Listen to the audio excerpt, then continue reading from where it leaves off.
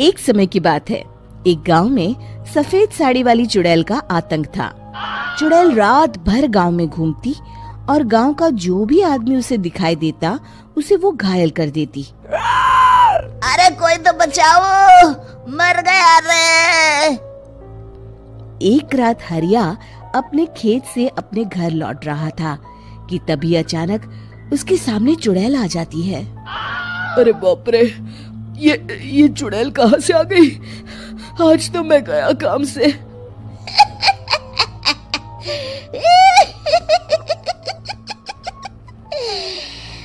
आज मुझे मेरा शिकार मिल गया। अरे चुड़ैल दीदी, मुझे छोड़ दो। जैसे ही चुड़ैल हरिया की तरफ बढ़ती है, हरिया वहाँ से भाग जाता है और अपने घर के दरवाजे पे पहुँचता है। अरे भगवान, जल्दी से दरवाजा खोलो, मेरे पीछे चुड़ैल पड़ी है। हरिया की पत्नी जल्दी से दरवाजा खोल देती है। अरे आप इतना हाफ क्यों रहे हैं? अरे मेरे पीछे चुड़ैल पड़ी है, आज तो मैं बाल बाल बच गया। जल्दी से सभी दरवाजे और सभी खिड़कियों को बंद करके बत्ती बुझा दो। तभी चुड़ैल हरिया के घर के पास पहुंच जाती है। अरे वो आदमी कहाँ गायब हो गया? मैं भी देखती हूँ आखिर कब तक बचेगा। मैं अपने शिकार को इतनी आसानी से नहीं छोड़ती। इतना कहकर चुड़ैल वहाँ से चली जाती है। वहीं दूसरी तरफ हरिया और उसकी पत्नी दोनों अपने घर की खिड़की से ये सब देख रहे होते हैं। अरे बाप रे, ये तो बड़ी डरावनी चुड़ैल थी। अगले दिन ये बात आग की तरह पूरे गांव में फैल जाती है और धीरे धीरे लोग चुड़ैल के डर के मारे शाम होते ही अपने घरों से बाहर निकलना बंद कर देते हैं। कुछ दिनों के बाद भाई, मैंने तो इस चुड़ैल के डर के मारे रात को अपने खेतों को पानी देना बंद कर दिया है। कहीं मेरी फसल सूख गई तो मैं तो कहीं का नहीं रहूंगा। साहूकार का कर्जा कैसे चुकाऊंगा? अरे भाई, पूरे गांव वालों का यही हाल है। पता नहीं ये चुड़ैल हमारे गांव में कहां से आ गई। फिर एक दिन गांव के पास वाली नदी के किनारे एक बहुत बड़े तांत्रिक के आने की बात कुछ गांव वालों को पता चलती है। वो लोग जाके ये बात गांव के मुखिया को बताते हैं। मुखिया जी, नदी के किनारे एक बहुत ही पहुंचे हुए तांत्रिक बाबा आए हैं। हमें उनसे मदद मांगनी चाहिए। मैंने सुना है वो बड़े बड़े भूतों और चुड़ैलों को अपने वश में कर लेते हैं। मुखिया जी सभी गांव वालों को लेकर उस तांत्रिक के पास पहुंच जाते हैं। ओम फट स्वाहा, ओम फट स्वाहा। तभी तांत्रिक अपनी बंद आंखों को खोलकर कहता है, क्या बात है? तुम सब लोग यहाँ क्यों आए हो? मुखिया जी उस तांत्रिक को सारी बात बता देते हैं। अच्छा, तो ये बात है। और तांत्रिक अपनी आंखों को बंद कर लेता है। मैं देख रहा हूँ तुम्हारे पूर्वजों ने बहुत पाप किए थे, जिससे ये गांव अब श्रापित हो चुका है। उसी के फल स्वरूप तुम्हारे गांव में चुड़ैल आई है। ये चुड़ैल बहुत खतरनाक है, ये किसी को नहीं छोड़ेगी। हे भगवान, मर गए रे, अब क्या होगा? तभी गांव के मुखिया जी कहते हैं, बाबा, इस चुड़ैल से हम सबको बचा लीजिए, कोई तो उपाय होगा। इसका सिर्फ एक ही उपाय है। सभी गांव वालों को बारी बारी हर दिन अपनी आधी फसल उस पहाड़ी के ऊपर बनी काली गुफा में छोड़ के आनी होगी। तभी उस चुड़ैल की भूख मिटेगी और श्राप का प्रभाव खत्म हो जाएगा और तुम सब जिंदा बच जाओगे। सभी गांव वाले उस तांत्रिक की बात को मान लेते हैं और वहां से चले जाते हैं। फिर अगले दिन से रोज उस गांव के लोग बारी बारी से अपनी आधी फसल उस काली गुफा के पास जाकर रखाते। कुछ दिनों बाद हरिया की बारी आती है। बाप रे, आज तो मेरी बारी है उस काली गुफा में जाने की। क्या करूं, वो तो बड़ी खतरनाक चुड़ैल है। मेरे तो हाथ पैर कांप रहे हैं। फिर हरिया डरते डरते अनाज की बोरियां अपनी बैलगाड़ी में लाद देता है। तभी हरिया की पत्नी उससे कहती है, देखो जी, संभल के जाना और किसी भी हालत में शाम होने से पहले वापस आ जाना। उस चुड़ैल का कोई भरोसा नहीं है जी। हरिया बैलगाड़ी में बैठते हुए कहता है, भगवान, मैं क्या वापस आऊंगा? लगता है अब तो मेरी खबर ही आएगी। इतना कहकर हरिया वहां से चला जाता है। रास्ते में जंगल से गुजरते हुए हरिया की बैलगाड़ी का एक चक्का बड़े गड्ढे में फंस जाता है। हे भगवान, अब ये क्या मुसीबत है? हरिया नीचे उतर के पूरी ताकत से अपनी बैलगाड़ी को गड्ढे से निकालने की कोशिश करता है। बहुत देर मेहनत करने के बाद हरिया की बैलगाड़ी उस गड्ढे से बाहर निकल जाती है। हे भगवान, अब तो शाम होने वाली है। आज तो मैं गया काम से। जैसे तैसे हरिया काली गुफा में पहुंच जाता है। अरे मर गया रे, यहाँ तो चारों तरफ डरावना माहौल है। मैंने यहाँ आने में बहुत देर कर दी, कहीं चुड़ैल नाराज ना हो जाए। हरिया अनाज की बोरिया वहां रख के जैसे ही जाने लगता है, तभी उसे किसी के आने की आवाज सुनाई देती है। हरिया एक कोने में छुपकर अंदर देखने लगता है। चुड़ैल वहां आती है और फिर अपने चेहरे से नकली चुड़ैल का मुखौटा निकाल देती है। हरिया ये देख के हक्का बक्का रह जाता है। तभी चुड़ैल कहती है, भैया यहाँ आना। आज तो बहुत अनाज आया है, इसे मिलाकर अब हमारे पास ढेर सारा अनाज जमा हो गया है। कल ही हम इसे शहर में बेच आएंगे और माला माल हो जाएंगे।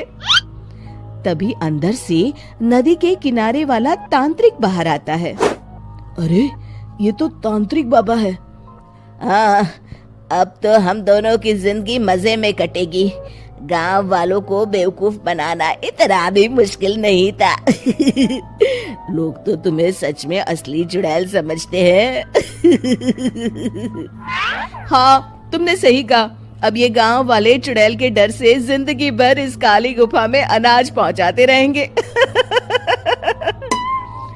अच्छा, तो ये बात है। ये दोनों पूरे गांव वालों को बेवकूफ बना रहे हैं। अभी जाकर सबको बताता हूँ। हरिया उन दोनों की पूरी बातें सुन लेता है और जल्दी से वापस गांव में आता है। गांव वालों को पूरी बात बता देता है। इससे पहले वो दोनों हमारा अनाज लेकर शहर जाए, हमें उन दोनों को पकड़ना होगा। उधर दूसरी तरफ नकली तांत्रिक और नकली चुड़ैल बनी औरत एक बड़ी गाड़ी में सारा अनाज लाद के वहां से निकलने की तैयारी कर रहे होते हैं।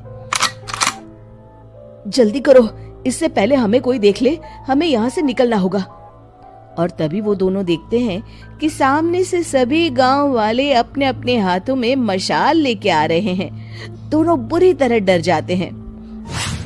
रुक जाओ, तुम दोनों का भांडा फूट चुका है। अरे मर गए रे, ये गांव वाले कहाँ से आ गए? तुमने क्या सोचा इतनी आसानी से यहाँ से निकल जाओगे? ये अनाज हमने अपने खून पसीने से दिन रात खेतों में मेहनत करके उगाया है। दोनों मुखिया जी के पैरों में गिर जाते हैं। हमें माफ कर दीजिए, हम दोनों एक नंबर के कामचोर हैं। बिना मेहनत किए पैसे कमाना चाहते थे। हाँ हाँ, अब हम आगे से मेहनत मजदूरी करके पैसे कमाएंगे। हमें कुछ मत करना, हमें छोड़ दीजिए। इतना कह के दोनों गांव छोड़ के भाग जाते हैं और सभी गांव वाले फिर से खुशी खुशी रहने लगते हैं। शिक्षा, तभी तो कहते हैं कि किसी भी समस्या का समाधान केवल सूझबूझ से ही करना चाहिए और कभी हिम्मत नहीं हारनी चाहिए। संस्कारी बेटी। शालिनी की उम्र लगभग 28 साल की हो चुकी थी, लेकिन अभी तक उसकी शादी नहीं हुई थी। शालिनी के मम्मी पापा सरला और महेश जी ने कभी उसकी शादी के लिए कुछ ज्यादा कोशिश भी नहीं की। शाली मन ही मन चाहती थी कि दूसरी सहेलियों की तरह उसका भी घर बस जाए, लेकिन वो अपने मम्मी पापा से ये बात कहती भी तो कैसे कहती।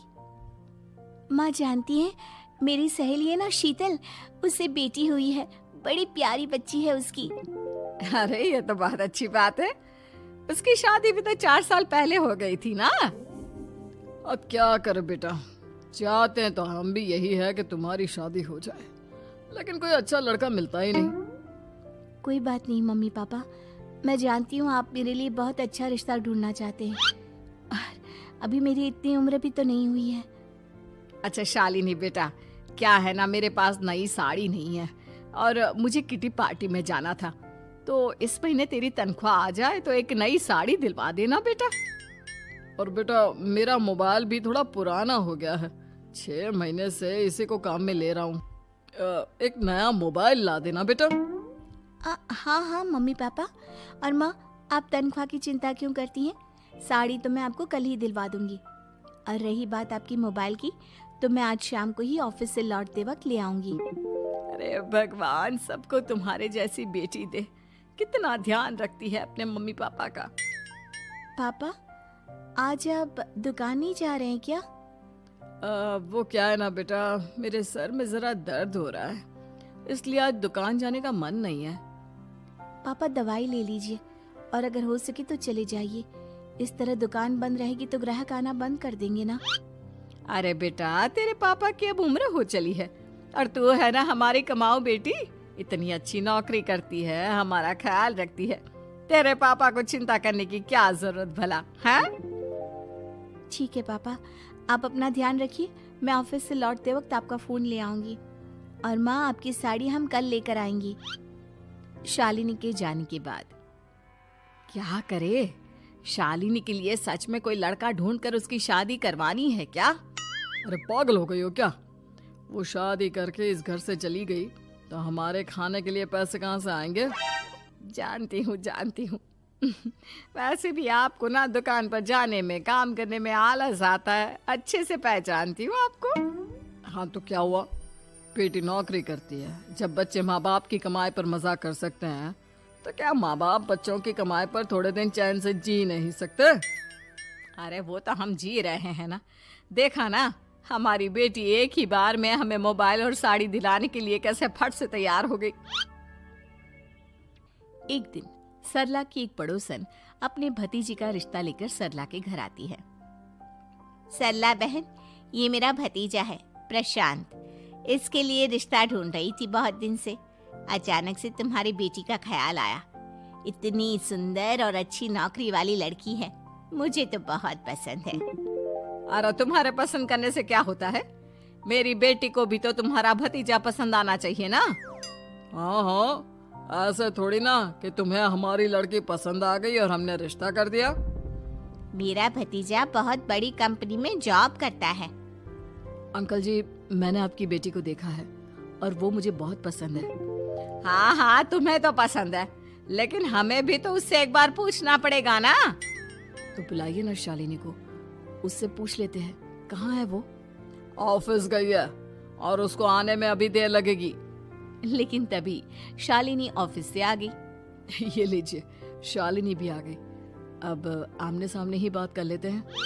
आओ आओ शालिनी बेटा, इससे मिलो, मेरा भतीजा प्रशांत प्राइवेट कंपनी में अच्छी जॉब करता है। अब बेटा, तुम्हें ये लड़का पसंद है क्या? देखो बेटा, सोच समझ कर हाँ करना, तुम्हारे ऊपर कोई जबरदस्ती नहीं है। मम्मी पापा, प्रशांत की जॉब और उसकी बातें सुनकर मुझे तो काफी अच्छा लगा। मैं उससे शादी करने के लिए तैयार हूँ। ये लो, सारा मामला यहीं के यहीं निपट गया।